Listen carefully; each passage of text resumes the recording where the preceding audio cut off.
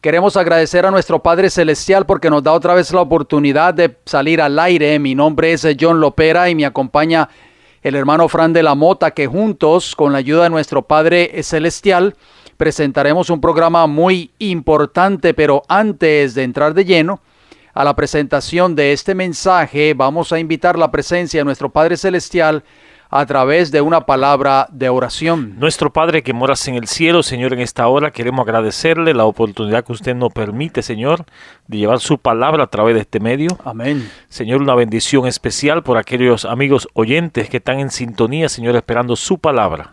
Padre, dirige este programa, Señor eterno, en el nombre de Jesús que intercede por nosotros. Es que vamos a su presencia con estas peticiones. En el nombre bendito de Jesús. Amén. Amén. Nos sentimos agradecidos a nuestro Padre Celestial una vez más porque podemos entrar al aire a cada uno de sus hogares y a donde quiera que nos están sintonizando en estos momentos. Le damos una bienvenida a cada uno de ustedes. Gracias por sintonizar este programa cada semana, pero como siempre lo hacemos, nos gusta traer estas notas de salud y temperancia. Salud es el funcionamiento equilibrado de todos los elementos que constituyen el ser humano. Esto incluye el cuerpo, la mente y el espíritu. Y temperancia es el uso moderado de todo cuanto sea bueno y la abstención completa de todo cuanto sea perjudicial, sobre todo de bebidas alcohólicas, tabaco y drogas. Bien, hermano John, como siempre, en los minutos de salud vamos a entrar de lleno con este versículo, que es Primera de Corintios capítulo 10, versículo 31, que nos dice, si pues coméis o bebéis y haced otra cosa, hacedlo todo para la gloria de Dios. Hermano John, según este versículo, hay que hacer como un tipo de investigación a los alimentos que ingerimos, ya que si nos hacen daño, deshonramos a nuestro Dios. Así es, muchas personas no toman en cuenta eso, hermano Fran. Estamos hablando de personas que dicen ser cristianas. Vamos a hablar entonces hoy la segunda parte del tema que comenzamos la semana anterior o en el programa anterior, formas naturales para combatir el sobrepeso. Sería la parte número 2. Ya usted leyó el versículo de introducción, 1 Corintios 10:31. Nos quedamos en la forma número 7, hermano Fran, la vez pasada. Así que vamos a entrar entonces a la número 8. Preste mucha atención. La forma número 8 para combatir el sobrepeso o la obesidad es: investigue qué alimentos son saludables y cuáles no. Hermano Fran, es muy importante eso porque muchas personas no se preocupan por eso. No es tan difícil y de hecho todos tenemos una idea más o menos clara de qué alimentos nos convienen y cuáles no.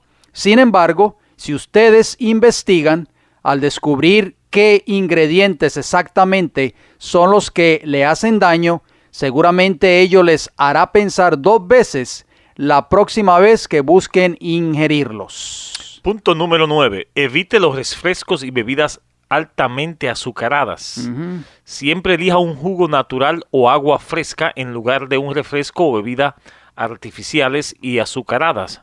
Su cuerpo se lo agradecerá bastante y se sentirá bien por hacer esas pequeñas diferencias. Punto número 10. Preste mucha atención. Estamos hablando de las formas naturales para combatir el sobrepeso. Número 10. Tome al menos 2 litros de agua natural diarios. Además de que mejora su estado de ánimo, tomar agua durante todo el día le permite sentirse más ligero y sentir que está haciendo algo por cuidarse. Mantenerse hidratado mejorará su humor y le ayudará en esos momentos impulsivos de buscar comer lo que sea a la hora que sea. Punto número 11. Acostúmbrese a leer el etiquetado de los alimentos que consume. No vaya al supermercado y coja lo primero que vea. Así es, hermano Fran. Muy importante ese punto. Evita lo que tengan azúcar y prefiera lo que sean bajos en grasa y altos en fibra. Para eso están esas informaciones, hermano John. Así es. Punto número 12. Al ir al supermercado, trate de buscar alimentos naturales y sanos. Piense un día antes qué es lo que verdaderamente necesita en su casa, qué necesita comprar y qué productos de eso que busca son los más saludables. Haga una lista y enfóquese en hacer una compra inteligente y responsable. Hermano Fran, yo veo cuando voy al supermercado, veo personas que los carritos ya están prácticamente desbordándose de tanta comida que las personas echan y echan allí sin pensar en las etiquetas y sin pensar qué contenido trae esos alimentos que están allí. Muchos de esos vienen enlatados que pasan meses y años tal vez en despensas o en almacenes, ¿verdad? Allí guardados, y muchas personas no saben lo que están consumiendo. Y escogen los litros de soda, uno de cada color. Así mismo es. Prefiera los alimentos, número 13, prefiera los alimentos asado o al vapor en lugar de alimentos fritos. Los alimentos fritos son muy dañinos para la salud, pues tapan las arterias y son muy grasos. Acostúmbrese a cocinar al vapor o asado. Puede hallar cientos de recetas en el internet para cocinar con estos métodos hoy en día. Así mismo es. El punto número 14. Escuchen bien, amigos radioyentes. Evite los alimentos industrializados o procesados. Haga sus propias salsas, sus propios sofritos. Compre productos locales y orgánicos hasta donde sea posible, que suelen ser más sanos. Sustituya los centros comerciales por los mercados tradicionales, donde encontrará la mayoría de los ingredientes naturales que necesita, sin caer en la tentación de la prefabricación. Punto número 15. Evite los aderezos en las ensaladas. El aceite de oliva prensado en frío y extra virgen o el limón le dan un toque delicioso a sus platos verdes, o sea, la ensalada. Elimine la costumbre de los polvos que dan sabor o aliños en polvo. La mayoría de estos productos contienen glutamato monosódico, que es un ingrediente que no aparece en las etiquetas, pero es muy causante, o es un causante de la enfermedad de Alzheimer. Increíble. Muchas personas están sufriendo hoy en día de esa enfermedad. Así mismo es, hermano Fran. ¿Por qué? Porque los latinoamericanos especialmente usan mucho todo este sinnúmero de polvos, dizque para condimentar o sazonar las comidas, pero todos estos polvos tienen ese químico que está destruyendo las células cerebrales, que se llama el glutamato monosódico, que por sí, hermano Frank, el Departamento de Agricultura de los Estados Unidos no exige a los productores de estos aliños artificiales a poner ese ingrediente en las etiquetas. Número 16, tenga siempre a la mano productos más saludables. Las verduras, las frutas, las semillas, etcétera, serán sus amigos en momentos de la desesperación por comer, aunque deben evitar esos lapsus a toda costa. Hermano Fran, las personas cuando sienten ese deseo de comer, lo primero que buscan es un helado, un refresco, unas galletas, pero nunca buscan una fruta o nunca buscan, digamos, una verdura, una zanahoria. Yo no entiendo las personas, sinceramente. Bueno, número 17.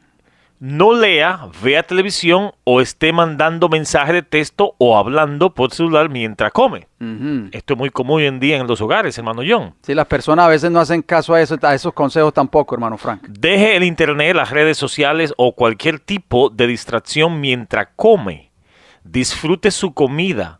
Dedíquese cabalmente a comer y a darle valor a este acto. Esto hará que coma más despacio y con mayor conciencia las cantidades que está ingiriendo. En otra palabra, use el comedor con la familia, ¿no? Así mismo es, porque uno se sienta en el mueble de la sala, el otro se sienta en el cuarto viendo televisión, el otro se sienta en la computadora. O sea, ya se ha perdido, hermano Frank, el asunto de comer en familia, en el comedor. Ya eso no existe en los hogares, en la gran mayoría de los hogares de las personas de este país y del mundo, ¿verdad? Bueno, la tecnología está acabando también con la tradición de sentarnos a la mesa juntos y disfrutar de un buen almuerzo, de una buena cena. Bien, hasta aquí los minutos de salud. Esperamos que sean de mucha bendición para cada uno de ustedes, amigos oyentes. Hermano John, vamos a entrar lo que es al tema para hoy, la continuación de lo que es el tema que tuvimos anteriormente, la marca de la bestia, titulado parte número 2. ¿Qué es esto? ¿Será esto un microchip? ¿Será un número que se le ha puesto en la frente? Bueno, vamos a seguir analizando este tema y haciendo una plataforma para entrar de lleno en lo que es realmente la marca de la bestia. Apocalipsis capítulo 14, versículo 9 al 10 nos dice: y el tercer ángel siguió diciendo a gran voz: si alguno adora a la bestia y a su imagen, y recibe la marca en su frente o en su mano, él también beberá del vino de la ira de Dios, que ha sido vaciado puro en el cáliz de su ira, y será atormentado con fuego y azufre delante de los santos ángeles y del Cordero. La palabra de Dios es claro, hermano Frank. La Biblia dice claramente, no lo decimos nosotros, Apocalipsis 14, versículos 9 y 10, que la ira de Dios va a ser derramada sobre los que adoren a la bestia, a los que adoren a la imagen de la bestia en el tiempo del fin, y a los que reciban la marca de la bestia en su frente o en su mano. Hermano Fran, volvemos y hacemos énfasis en lo que enfatizamos en el tema anterior. Si nosotros no tuviésemos amor por las personas que nos están escuchando en estos momentos, no nos preocuparíamos por presentar estos programas. Precisamente por amor, amigos radioyentes, es que nosotros estamos trayendo estos programas. Yo sé que suenan fuertes para muchas personas, tal vez. Pero son programas de advertencia, ¿no? Son programas de advertencia. ¿Por qué, hermano Fran? Porque muy pronto, cuando se cierre la gracia, la ira de Dios va a ser derramada sobre este mundo impenitente. Y las personas que adoraron a la bestia, que adoraron a la imagen de la bestia y que recibieron su marca en su frente o en su mano, van a recibir la ira de Dios en el tiempo del fin, que son las 7 postreras plagas. Por eso las personas que nos están escuchando en esta hora necesitan saber quién es la bestia, como hemos estudiado en temas anteriores, qué es la imagen de la bestia y qué es la marca de la bestia. ¿Para qué? Para que cuando venga ese tiempo de prueba, cuando venga ese momento de prueba, ellos no acepten esa marca de la bestia y así pues no sufran la ira de Dios que se ha de ser derramada en el tiempo del fin. Bueno, como pudimos ver, estudiar, hermano John, en los temas pasados, y amigos oyentes, la comprensión de los diferentes aspectos y símbolos de Apocalipsis capítulo 13 es bastante sencilla, ya lo vimos. Todo aquel que busca con sinceridad entender su verdadero significado sin contradicciones bíblicas y con todo el respeto el respaldo histórico que van paralelo, lo va a entender. Así es. Hoy veremos unos últimos aspectos de este impresionante y revelador capítulo. Pero antes, hermano John, sería importante que hacer un pequeño repaso de lo que ya hemos estudiado hasta el momento de los temas pasados. O sea, un pequeño repasito para poner a los amigos oyentes al tanto del asunto. Así mismo es. La primera bestia de Apocalipsis capítulo 13, versículo 1, ya nosotros la hemos identificado como el poder papal en el tiempo del fin. La segunda bestia de Apocalipsis capítulo 13, versículo 11, representa a los Estados Unidos de Norteamérica en el tiempo del fin. Y la imagen de la bestia, que es la alianza de esas dos bestias, Roma papal y los Estados Unidos, se unirán con el protestantismo apóstata, que eso es exactamente lo que está sucediendo ahora, hermano Fran. Todas las iglesias protestantes se están uniendo con Roma y se van acercando paulatinamente y se unen finalmente. Va a haber una unión en el tiempo del fin y es todo lo que hoy se llama como ecumenismo, bajo la cabeza, por supuesto, de Roma papal. También podemos traer una información adicional, hermano Frank, para las personas que nos están escuchando en esta hora. Tal vez si las personas nos están escuchando por primera vez, puede obtener los temas anteriores si así usted lo desea. Ya para el año 1978, 10 años antes de buscar la nominación republicana a la presidencia de los Estados Unidos de Norteamérica, el famoso predicador Pat Robertson, fundador de la poderosa agrupación política de la Coalición Cristiana, o sea en inglés Christian Coalition, es un televangelista norteamericano muy reconocido e influyente portavoz de los cristianos conservadores en todos los Estados Unidos, hermano Frank. ¿Quién no conoce a Pat Robertson hoy? Que tiene el famoso programa de televisión en inglés que se llama el Club 700. Este hombre dijo las siguientes palabras. Escuchen bien lo que este predicador dijo. Creo francamente que los evangélicos y los católicos en Norteamérica, si trabajan unidos, pueden llegar a ver el éxito de muchas acciones en pro de la familia en nuestra sociedad y podremos ser un contrapeso para algunas iniciativas radicales e izquierdistas. Esto salió en la revista Church and State, o sea, Iglesia y Estado, de agosto de 1978, página 15. O sea, hermano Fran, hace más de 30 años atrás este hombre dijo esas palabras. ¿Y quién iba a creer, hermano Fran, que después de 30 años las palabras de Pat Robertson se están cumpliendo hoy ante nuestros ojos? La unión de los evangélicos de todas las iglesias protestantes con Roma papal. Y otras informaciones adicionales también tenemos, hermano John, es que Keith Faulkner, el director ejecutivo del Centro Americano de la Ley y Justicia, o sea, el American Center of Law and Justice, el cual es el brazo de libertad religiosa de la coalición cristiana, dijo las siguientes palabras absurdas y opuestas a lo que es la verdad. Dice, la pared de separación entre la iglesia y el Estado, que fue erigida por humanistas seculares y otros enemigos de la libertad religiosa, tiene que caer. Esta pared es una amenaza mayor para la sociedad de lo que jamás lo fuera el muro de Berlín, imagínese. O sea que este hombre, Keith Fournier, como usted lo acaba de mencionar, y ya vemos que todo esto ya se viene ventilando desde hace muchos años atrás. Muchas personas hoy, hermano Fran, dicen, no, Norteamérica, pues disfruta de lo que es separación de iglesia y Estado, pero no se dan cuenta de que ya por muchos años muchos hombres reconocidos, políticos, religiosos, estadistas, en fin, han estado metiendo el hacha, hermano Frank, a la raíz de ese gran árbol que se llama separación de iglesia y Estado en Norteamérica, y han querido derribar, como usted lo dice, esa pared de separación. Y él dice que esta pared fue, me llamó mucho la atención las palabras de este hombre, fue erigida por humanistas seculares y otros enemigos de la libertad religiosa. ¿Dónde dejó la palabra de Jesús? Jesús dijo, al César lo que es del César, a Dios lo que es de Dios. Exactamente, o sea, fue la base del establecimiento de este gobierno cuando los primeros padres sentaron esa piedra angular, hermano Fran. Roger Williams, usted recordará que de él hablamos en temas anteriores, o sea, Rogelio Williams y todos estos patriotas, ¿verdad?, que fundaron esta gran nación, y eso era el lema de ellos. Y este hombre los llama como humanistas seculares. Es increíble. Vamos a seguir abundando en cuanto a esta información, hermano Frank. El estadounidense pastor evangélico y televangelista Jerry Falwell, que ya él murió, pero para el año 1980, noten lo que este hombre dijo. En meses recientes, Dios me ha estado llamando para que haga algo más que predicar. Él me ha llamado a tomar acción. Tengo una orden divina para entrar directamente a los pasillos del Congreso y pelear por leyes que salvarán a Norteamérica. De SAG News, 11 de septiembre de 1980. Por supuesto, las leyes que está hablando aquí este televangelista Jerry Falwell es, por supuesto, la unión de iglesia y Estado, hermano Frank. Amigos oyentes, podemos ir viendo poco a poco que la marca de la bestia, la marca de la autoridad romana, por haber cambiado la ley de Dios, es una ley religiosa católica que será decretada e impuesta por los Estados Unidos a los habitantes de la tierra una vez que se haya levantado la imagen de la bestia.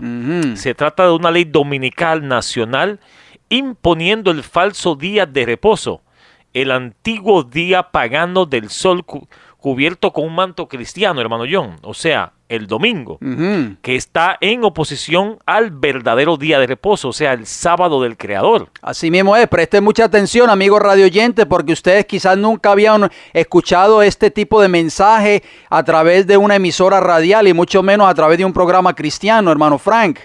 La imagen habla y hace, dice la palabra de Dios. La imagen, que es la unificación de la religión y la política que se va a formar en este país, habla. Es decir, dialoga y decreta una ley dominical, como usted lo acaba de mencionar. Y hace, se refiere a la imposición de esa ley religiosa, o sea, a través de una ley civil obligatoria. Pues dice Apocalipsis capítulo 13 y versículo 15, que la imagen hablase e hiciese matar a todo el que no la adorase. Y nosotros sabemos, hermano Frank, que una nación, un gobierno, en fin, autoridades civiles hablan es a través de leyes civiles. O sea, leyes firmadas por el gobierno, bien sea por el presidente o por la Corte Suprema, por el Congreso de los Estados Unidos. Cuando esas leyes sean firmadas, hermano Frank, esta nación prácticamente va a claudicar completamente de todos los principios establecidos en la palabra del Señor. Y Apocalipsis 13:16 nos dice que la marca será puesta en la mano derecha o en la frente, hermano John. O sea, y hacía, vamos a leer el versículo, y hacía que a todos, pequeños y grandes, ricos y pobres, libres y esclavos, se le pusiese una marca en la mano derecha o en la frente, y que ninguno pudiese comprar ni vender, sino el que tuviese la marca o el nombre de la bestia o el número de su nombre, según Apocalipsis 13, versículos 16 y 17. Y la frente, hermano John, representa el pensamiento.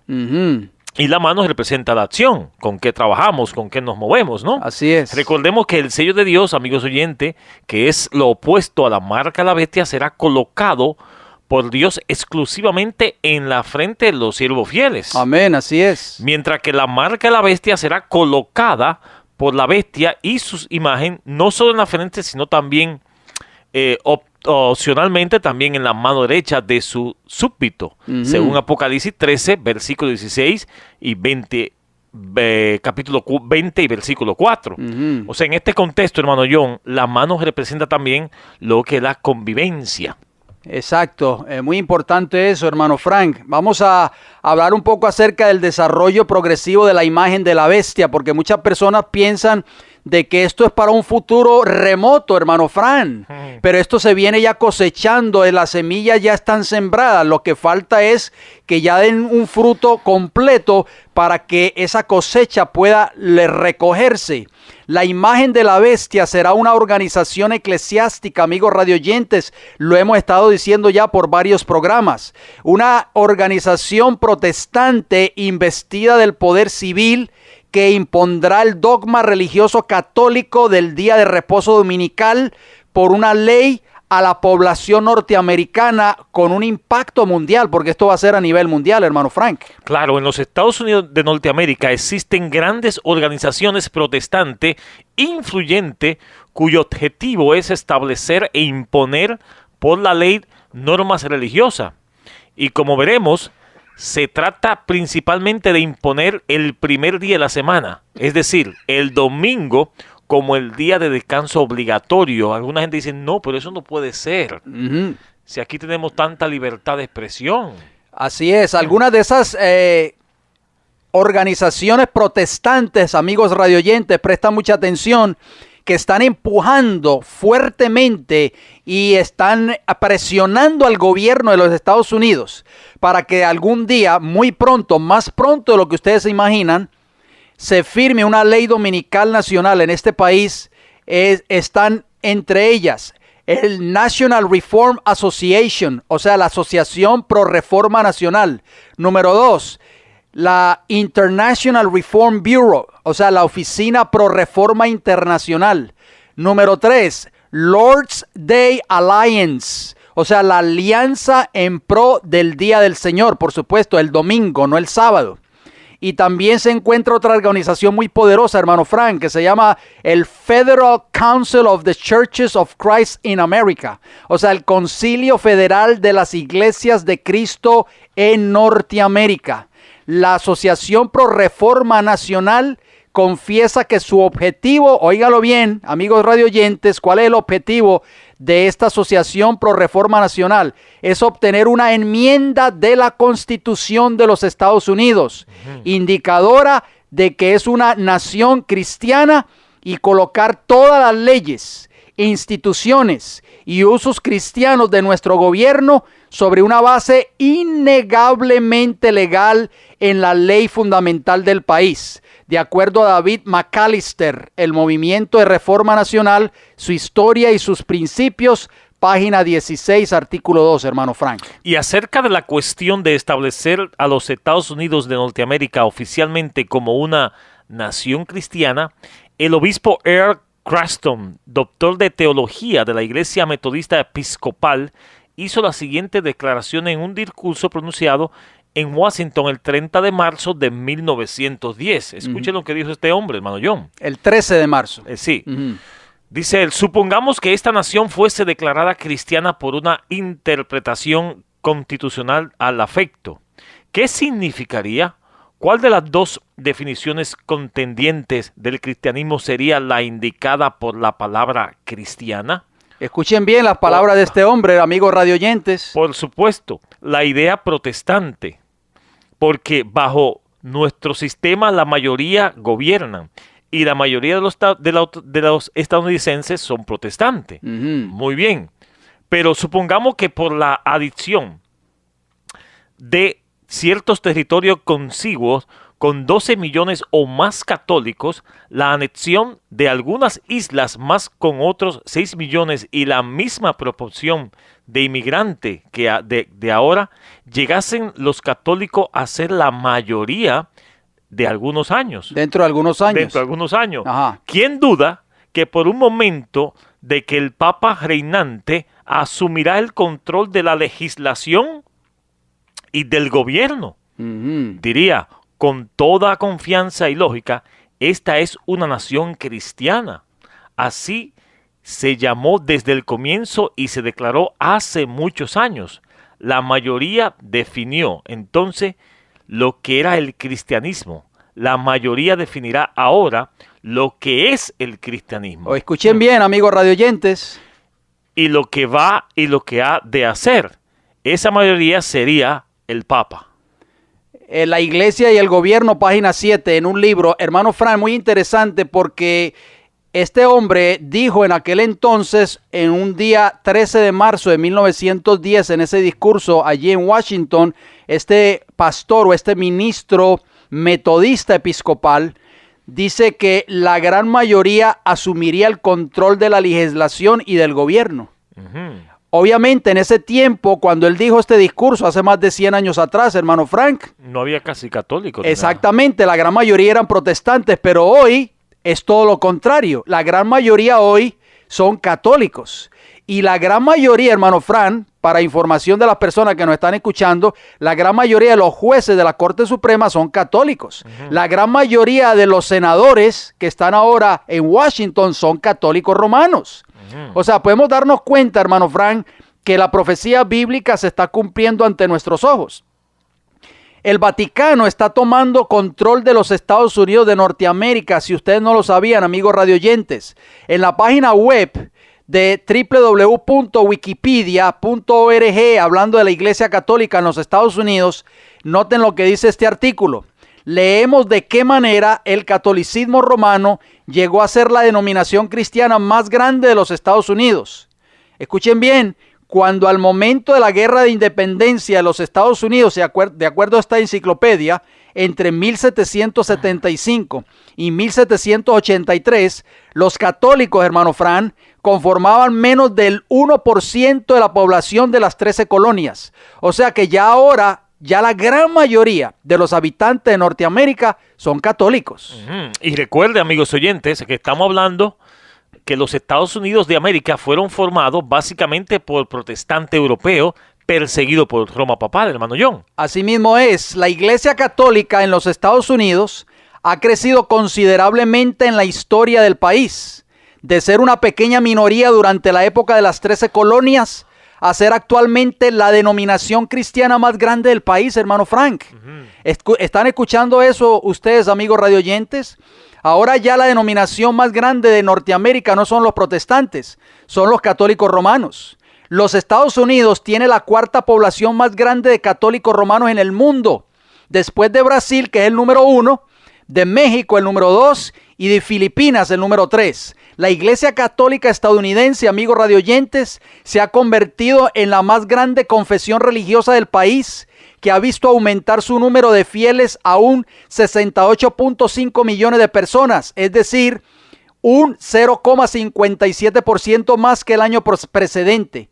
Si hace 100 años, amigos radioyentes, hermano Frank, los católicos eran el 22%, el año pasado ya representaban el 35%, con un aumento de 13 puntos. El cuerpo de mayor importancia en los Estados Unidos es la Conferencia de Obispos Católicos de los Estados Unidos, realizada por la jerarquía de obispos y arzobispos de los Estados Unidos y de las Islas Vírgenes de los Estados Unidos, respondiendo solo ante la supremacía del Papa. Hermano Frank, esto es increíble. Tal y como lo decía la palabra de Dios. ¿Cómo se va a lograr levantar una imagen de la bestia papal aquí?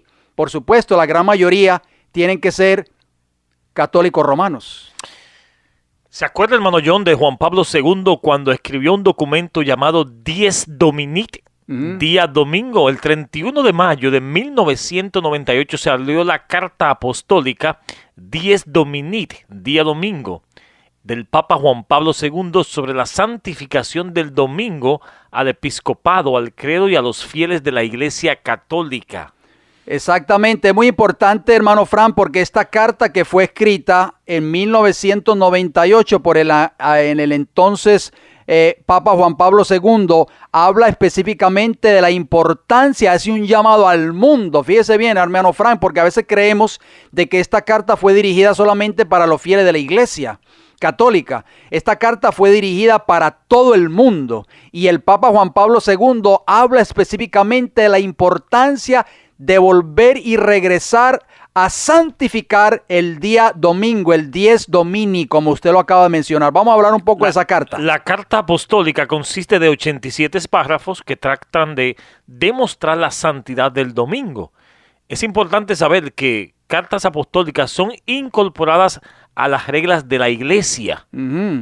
O sea, que no son un documento cualquiera, hermano John. Exacto. El argumento fundamental es que el domingo es el día en el cual resucitó Jesús, de acuerdo a esta carta de Dies Domini, y que a partir de entonces se debe guardar el primer día de la semana como el día de descanso y ya no el séptimo, hermano Frank. ¿Qué más podemos añadir en cuanto a esta carta? Veamos algunos párrafos, por ejemplo, del 8 al 18, están destinados a mostrar que el sábado es el día bíblico de la creación. Bendito sea Dios, amén. Lo cual es positivo y es cierto. Pero luego dice que solo tuvo importancia y fue guardado desde la creación hasta la muerte de Cristo. Porque supuestamente fue enclavado en la cruz. Pero es el párrafo, en el párrafo 60, la carta apostólica confirma que el sábado del séptimo día es el sello de la obra creadora, según Génesis capítulo 2, versículo 3. Lo que hemos venido diciendo en temas anteriores. ¿Cuál es el sello de Dios? El sábado, amigos radioyentes. Lo cual es lo que enseña la Biblia. Si no nos creen a nosotros, pues entonces créanle a Juan Pablo II, ¿verdad? Bueno, porque tiene que estar mezclada con la mentira, hermano John. Es un problema aquí, porque vimos que en el tema anterior que el sábado es efectivamente, como te dice, el sello de Dios, en contraste con la marca de la bestia. Así mismo es.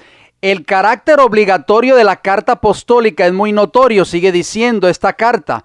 En aproximadamente 13 lugares, la santificación del domingo y la participación en la misa aparecen como deberes obligatorios. Óigalo bien, no algo que usted puede escoger si guardarlo o no, es obligatorio para todos los creyentes en los párrafos 7, 36, 46, 47, 49, 73, 79, 81, hermano Fran. Esa carta apostólica da al domingo todas aquellas características que Dios, mediante su palabra, dio únicamente al sábado.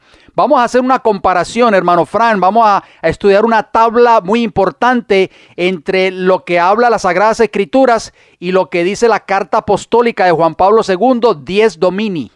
Según las Sagradas Escrituras, sábado, séptimo día de la semana, lo encontramos en Éxodo capítulo 20, del versículo 8 al 11, y en Deuteronomio 5, 12 al 15. Y de acuerdo a la carta apostólica Dies Domini, es el domingo, primero u octavo día de la semana, párrafos 20, 21, 23, 26 y 33. Las Sagradas Escrituras nos hablan de las reuniones sabáticas, la costumbre de Jesús y de sus apóstoles de reunirse en sábado, según Hechos capítulo 13, versículo 14, 42 y 44, 16, 13 también, capítulo 17, versículo 2 y capítulo 18, versículos 4 al 11. Espero que las personas que nos están escuchando estén anotando estos textos. Pero la carta apostólica Dies Domini dice que la misa o Eucaristía dominical, o sea que esa es el tipo de reuniones, no las reuniones en día de sábado, de acuerdo a los párrafos 35 y 36, 38, 44, 46 y 47 y el párrafo 49. Según la Biblia, el sábado es del sello de la obra creadora de Dios, según Génesis capítulo 2, versículos 2 y 3, y Éxodo capítulo 20 y versículo 11. Y según la carta apostólica de Juan Pablo II, Dies Domini es el domingo, día del sol, párrafos 27 y párrafo 64. Según la palabra de Dios, sábado es el día también de la fe, si citamos a Hebreos capítulo 11, versículo 3. Y según la carta apostólica Dies Domini es el domingo, día de la fe, párrafo 29. Y según la palabra de Dios, santificación del sábado lo encontramos en Génesis capítulo 2 y versículo 3 y Éxodo capítulo 20 y versículo 11. Y según la carta apostólica de Juan Pablo II, santificación, pero no del sábado, sino del domingo. Párrafos 4, 7, 19, 30, 48, 52, 62, 64, 67 y 75. Increíble, hermano Frank. Todo lo contrario a lo que está establecido en la palabra del Señor. Según la palabra del Señor, la Biblia, la observancia del sábado la encontramos en Éxodo capítulo 20, versículos 8 al 11. Y según la carta Dies Domini, es la observancia del domingo. Párrafos 49 y 79. Según la palabra de Dios, el sábado es el día del Señor. Amén. Según Mateo capítulo 12, versículo 8. Y también en Apocalipsis capítulo 1, versículo 10. Y en Marcos capítulo 2, versículos 27 y 28. Pero según la carta Dies Domini, escrita por Juan Pablo II, el día del Señor es el domingo. Está en los párrafos 1, 3, 21, 48, 62, 64 y 65, 67, 76 y 78. Amigos oyentes, según la Biblia que usted tiene ahí en su casa, el sábado es el día de descanso, según Génesis capítulo 2, versículo 2, y Éxodo capítulo 20, los versículos del 8 al 11, y Hebreos capítulo 4, versículos 4, 9 y 10. Pero según la carta Dies Domini, hermano Frank, escrita por Juan Pablo II, contrario a lo que está establecido en la palabra de Dios, el día de descanso es el domingo. Eso está en el capítulo 4, párrafos 64 y 65, 66 y 67 y el párrafo 79. Según la palabra de Dios, en el sábado tenemos que abstenernos de trabajo, según Éxodo capítulo 20, versículo 8 al 11, y Deuteronomio capítulo 5, versículos 12 al 15. Pero en la carta Dies Domini es el domingo en que hay que abstenerse de trabajo, de acuerdo al párrafo 48. Entonces hacemos una pregunta, hermano John. ¿Qué es lo que está pasando hoy en día en el mundo cristiano? ¿Qué ha reemplazado el guardar los mandamientos del Señor? La tradición de los hombres, hermano Frank. Todo esto no es razón para maravillarse, ya que la Iglesia Católica Romana y también el Papa Juan Pablo II, en su carta apostólica Dies Domini, reconocen abiertamente que la observancia del domingo no proviene de la palabra de Dios, sino de la tradición, hermano Frank. Qué increíble. Vamos a ver algunas citas de esta carta apostólica, hermano Frank. Preste mucha atención, amigo radioyente, por favor. En el párrafo número 3 dice: la Iglesia, desde la tradición apostólica que tiene su origen en el mismo día de la resurrección de Cristo, celebra el misterio pascual cada 8 días, en el día que se llama con razón Día del Señor o domingo. Según dice la Iglesia desde la tradición apostólica. Escuchen bien, amigos radioyentes, porque esto no tiene base bíblica. Hermano Fran, pasamos por alto el párrafo 63, que está antes del párrafo 3. Dice: los cristianos se sintieron autorizados a trasladar el sentido del sábado al día de la resurrección. Esto no está en la Biblia, de acuerdo al párrafo 63 de esa carta. Y en el párrafo 19 dice: a la luz de esta tradición, o sea, se refiere al domingo, ininterrumpida y universal. Vamos al párrafo 47, preste mucha atención, amigos radioyentes. El Código de Derecho Canónico de 1917 recogía por vez primera la tradición, o sea, el domingo, en una ley universal, hermano Fran. Esto es increíble. Y en el párrafo 52 dice, esta forma bastante tradicional de santificar el domingo. Increíble, ¿no? Increíble. Y en el párrafo 76 nos dice, si el día del Señor, con sus ritmos semanales, está enraizado en la tradición más antigua de la iglesia, se refiere a la iglesia católica. Ahí podemos darnos cuenta, hermano Fran, que esta misma carta está admitiendo que todo lo que tiene que ver con la adoración en el día domingo, en el famoso día del sol, no viene de la palabra de Dios, no tiene base bíblica, viene exclusivamente de la tradición de la iglesia. Hacemos una pregunta, hermano John, porque entonces, ¿qué es exactamente una tradición? Porque hay gente como que no se molesta y lo ve como algo muy normal. Según el diccionario de la Real Academia Española, lo explica así: tradición es la transmisión oral de noticia, costumbre, doctrinas, etcétera, hecha de generación en generación, lo transmitido de este modo. Interesante. ¿Y qué dicen las Sagradas Escrituras acerca de las tradiciones, hermano Fran? Porque ya lo definió el diccionario bíblico, el diccionario de la Real Academia Española. Es una transmisión oral de noticias, de costumbres o de doctrinas, que no es la palabra del Señor, porque la palabra de Dios no es tradición, la palabra de Dios es una sí dice Jehová. Noten lo que dijo Jesús, contenido en Mateo capítulo 15, versículos 3 y versículo 9. Preste mucha atención, amigos radioyentes, por favor. Dice, respondiendo él les dijo, o sea Jesús, ¿por qué también vosotros quebrantáis el mandamiento de Dios por vuestra tradición? Pues en vano me honran, enseñando como doctrinas mandamientos de hombres. Hermano Fran, todo lo que tiene que ver con la santificación del domingo es basado en la tradición. O sea, son mandamientos y doctrinas de hombres y están deshonrando el nombre del Señor. Y el apóstol Pablo también en Gálatas capítulo 1, versículos 13 y 14 nos dice, porque ya habéis oído acerca de mi conducta en otro tiempo en el judaísmo, que perseguía sobremanera a la iglesia de Dios y la asolaba. Versículo 14, y en el judaísmo aventajaba a muchos de mis contemporáneos en mi nación, siendo mucho más celoso de las tradiciones de mis padres. O sea que supuestamente Pablo estaba haciendo la obra del Señor, pero estaba siguiendo tradiciones. Hasta que se encontró con Jesús, ¿no? Exactamente. Vemos que es peligroso creer y seguir las tradiciones, aunque una iglesia haya existido hace 2000 años.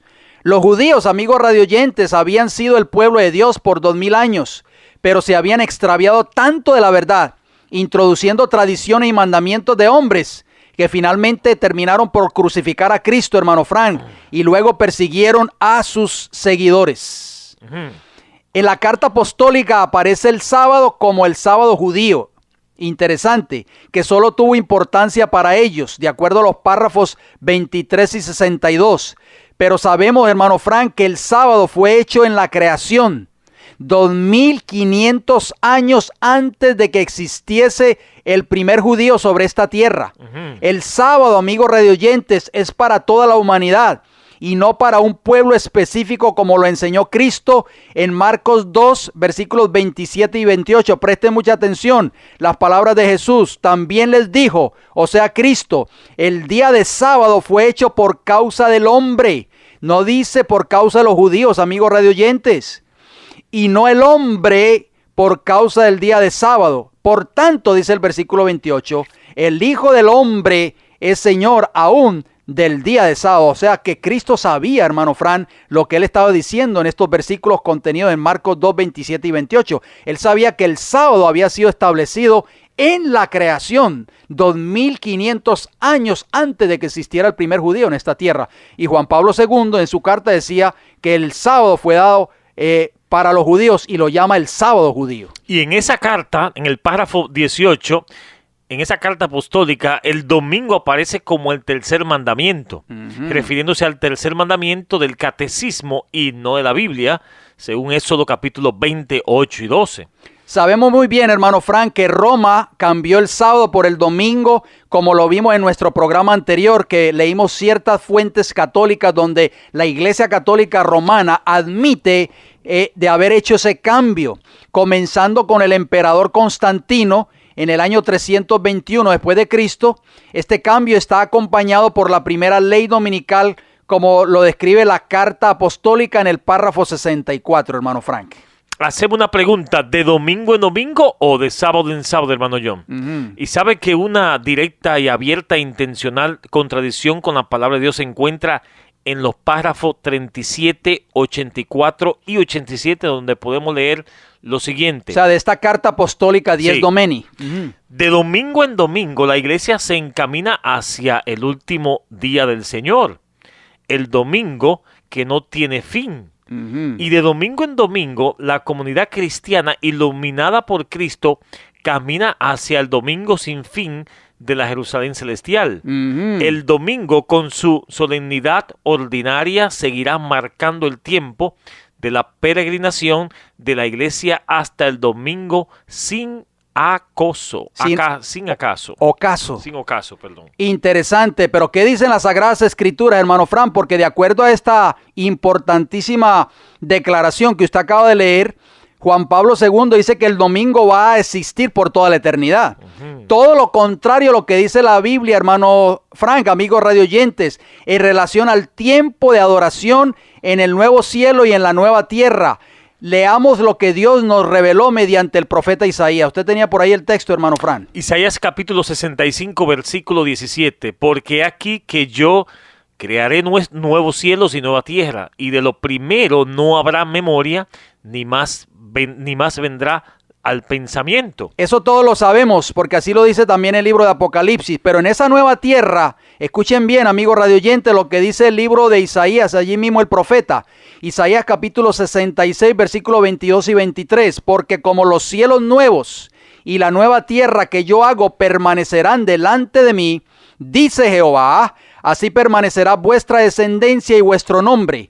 Y de mes en mes, y de día de sábado en día de sábado vendrán todos a adorar delante de mí, dijo Jehová. Hermano Fran, todo lo contrario a lo que enseña Juan Pablo II o a lo que trata de afirmar la iglesia de Roma, que es de domingo en domingo. Por eso hicimos la pregunta, ¿de domingo en domingo o de sábado en sábado? ¿A quién usted le va a creer, amigo radioyente? ¿Lo que dice una sí, dice Jehová, o lo que dice una carta apostólica escrita por un papa de Roma o por un obispo de Roma, Juan Pablo II, Dies Domini? La Biblia es clara, amigo radioyente, no se confunda. La palabra de Dios nos dice, y conoceréis la verdad, y la verdad os hará libres, de acuerdo a San Juan capítulo 8, versículo 32. Y Apocalipsis capítulo 21, versículo 1 nos dice, vi un cielo nuevo y una tierra nueva, porque el primer cielo y la primera tierra pasaron y el mar ya no existía más. Así mismo es, hermano Frank. Así que durante ese periodo de toda la eternidad, cuando Dios establezca los cielos nuevos y la tierra nueva, estaremos adorando a Dios en el verdadero día de reposo. No en domingo, amigo radioyente, sino en sábado, porque el sábado es el sello de Dios. Apocalipsis 13:14, ¿qué nos diría? Sí, hablando un poco más de la imagen de la bestia, dice, engaña a los moradores de la tierra la imagen de la bestia, o sea, el protestantismo apóstata en Estados Unidos, con las señales que se le ha permitido hacer en presencia de la bestia, mandando a los moradores de la tierra que le hagan imagen a la bestia que tiene herida de espada y vivió, o sea, Roma papal. Así es, ya sabemos, hermanos radioyentes, que la imagen de la bestia es la unión política y religiosa en los Estados Unidos de Norteamérica que implementará leyes religiosas. Y como vimos en el tema anterior con lujo de detalles, la ley religiosa católica que se emitirá, conocida como la marca de la bestia, será una ley que imponga la observancia del día domingo como día de reposo a los moradores de la tierra. Por eso es notorio que en la carta apostólica Dies Domini menciona en muchos lugares el domingo y su santificación como una importancia universal, hermano Frank, para la existencia cristiana y humana, de acuerdo a los párrafos 3, 34, 38 y 49, hermano Fran. O sea que esta carta, cuando fue creada por el entonces Papa Juan Pablo II, fue dada para el mundo entero. O sea, para resaltar la importancia de que el mundo vuelva a la adoración del falso día de reposo, que es el día domingo o el día del sol, como se le conoce en inglés, el Sunday. Pero lo más alarmante es que la Carta Apostólica hace el llamado a la legislación civil para implementar leyes dominicales. Preste mucha atención, hermanos radioyentes, porque todo lo que nosotros vamos a compartir con ustedes en los minutos que nos quedan de este programa están contenidos en esta Carta Apostólica Dies Domini. Y sería pues un error ver en la legislación respetuosa el ritmo semanal una simple circunstancia histórica sin valor para la iglesia y que ella podría abandonar, según el párrafo 64. En el párrafo 79 dice esta carta Dies Domini, el número de estas fechas, domingo y otras fiestas litúrgicas, ha cambiado en las diversas épocas, teniendo en cuenta las condiciones sociales y económicas, así como su arraigo en la tradición, además del apoyo de la legislación civil. O sea, las leyes del gobierno, hermano Frank. En el párrafo 66, cuando la iglesia, o sea, la iglesia católica, por supuesto, a lo largo de los siglos ha legislado sobre el descanso dominical, ha considerado sobre todo el trabajo de los siervos y de los obreros, no porque fuera un trabajo menos digno de respeto a las exigencias espirituales de la práctica dominical, sino porque era el más necesitado de una legislación que lo hiciera más llevadero y permitiera a todos santificar el día del Señor, según ello el domingo. Y a este respecto, mi predecesor, León XIII, en la encíclica Regnum Novarum, representa el descanso festivo como un derecho del trabajador que el Estado debe garantizar, según el párrafo 66, hermano. Increíble. En el párrafo 67, noten lo que dice. Es natural que los cristianos procuren que, incluso en las circunstancias especiales de nuestro tiempo, la legislación civil tenga en cuenta su deber de santificar el domingo, hermano Fran. Esto es increíble. O sea que el Papa Juan Pablo II ya para ese año 1998 estaba apelando a los gobiernos mundiales a que legislaran, dictaran leyes a favor del día domingo. En el artículo, sigue diciendo este artículo, en el artículo Pope's Call for Worship Welcome, o sea, el llamado del Papa para la adoración es bienvenido, publicado en el periódico The Detroit News, del 7 de julio de 1998, dice lo siguiente, presten mucha atención, hermanos radioyentes. En obediencia al tercer mandamiento, el domingo tiene que ser santificado. Hermano Fran, esto es increíble, sobre todo al participar en la Santa Misa. En su carta, el Papa, hablando de la carta Dies Domini, por supuesto, el Papa sigue diciendo que un violador debería ser castigado como un hereje. Estas son las palabras muy fuertes, hermano John, que un papa haya expresado. Son palabras que por última vez se escucharon durante el tiempo de la Santa Inquisición. Y sabemos que esto va a tener una repercusión otra vez en el tiempo del fin, o sea, en el futuro, que así será también. Asimismo, el expresidente estadounidense, usted recordará, George W. Bush, fue una pieza muy importante para avanzar en el cumplimiento de Apocalipsis 13, al profundizar la relación entre Estados Unidos y el Vaticano, deseando obedecer al Papa, impulsando aún más la unificación de la Iglesia y el Estado en los Estados Unidos, y al trabajar en elevar el domingo como un día de descanso, hermano Frank. En 1960, John Kennedy viajó desde Washington hacia Texas para asegurar a ministros protestantes que no iba a obedecer al Papa. Y en el año 2001, George W. Bush viajó desde Texas hasta Washington para asegurar a un grupo de obispos católicos que él sí lo haría.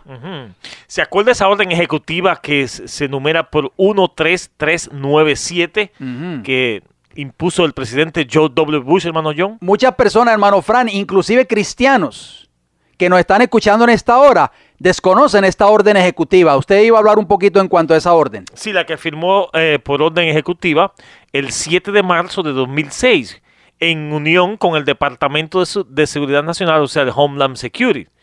Dice, el 7 de marzo de 2006, la administración del presidente Bush puso en ley la orden ejecutiva 13397, que remueve, escuchen bien, la separación de iglesia y Estado y fuera de todas las iglesias con el estatus 501C3, que se lleguen a ser agencias del gobierno, imagínense. O sea, ahora mismo, de acuerdo a esa orden ejecutiva, todas las iglesias cristianas de este país de Norteamérica pertenecen o son agencias del gobierno. Tienen que trabajar en común acuerdo con el gobierno. O sea, hermano Frank, que lo que ahora vemos en este momento es una cortina de humo, amigo radio oyente. Ya no hay separación de iglesia y Estado en este país. Si ustedes lo creían, pues tenemos que quitarnos esa venda de nuestros ojos. Por eso nosotros estamos trayendo estos programas.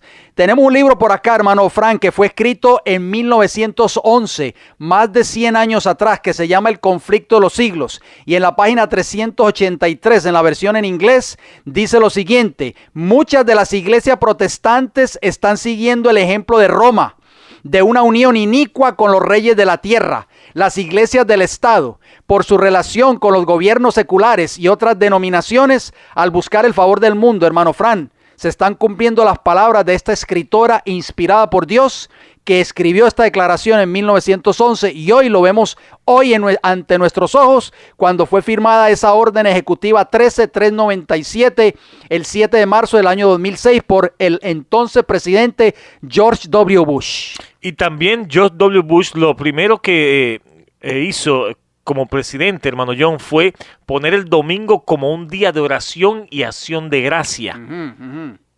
Fue lo primero, cuando fue elegido como presidente, elevar el domingo como Día Nacional de Oración y Acción de Gracia. La proclamación del presidente de un Día Nacional de Oración y Acción de Gracia, según la Associated Press, el 20 de enero de 2001. El día comenzó con un servicio de oración, sigue diciendo la Associated Press, proclamando el domingo un día nacional de oración y acción de gracias. Bush comenzó el primer día entero de su presidencia con un servicio de oración en la Catedral Nacional de Washington, de acuerdo a este artículo de prensa asociada del 21 de enero del año 2001. Esto es increíble, hermano Frank. El próximo domingo, o sea, enero 19 del año 2003, se festejará por primera vez el Día Nacional de la Santidad de la Vida Humana. El presidente George W. Bush llamó en una proclamación a todos los habitantes de los Estados Unidos de recordar lo especial de cada vida humana y sobre todo la de los niños. En este documento escribió el presidente literalmente: cada niño es una prioridad y una bendición, y yo creo que todos deberían ser protegidos mediante la ley, de acuerdo a noticias de Radio Vaticano, 16 de enero del año 2003. Hermano Fran, podemos darnos cuenta que ya estamos a las puertas del cumplimiento final de Apocalipsis capítulo 13. No sé si las personas que nos están escuchando en esta hora se están dando cuenta de eso. Vamos a seguir abundando en cuanto a lo que es la marca de la bestia en nuestro próximo programa, pero usted tenía un llamado final para las personas que nos están escuchando. Apocalipsis capítulo 3, versículo 20 nos dice: he aquí yo estoy a la puerta y llamo. Si alguno oye mi voz y abre la puerta, entraré a él y cenaré con él y él conmigo. Amigo radio oyente, si usted desea escribirnos, escríbanos. El Heraldo del Evangelio Eterno, P.O. Box 1333. La ciudad se llama Riverview, Florida, y el área postal 33569. Si prefiere llamarnos, ¿a qué números? 484-6418, 410-2745, ambos con el código de área 813. Si desea entrar a nuestra página de internet, hágalo: www.elfuerteclamor.org. Nos resta decirles, amigos radioyentes, preparémonos. Cristo está a las puertas, el tiempo del fin estaba cerca. Si Dios nos da la vida, nos veremos pues la próxima semana.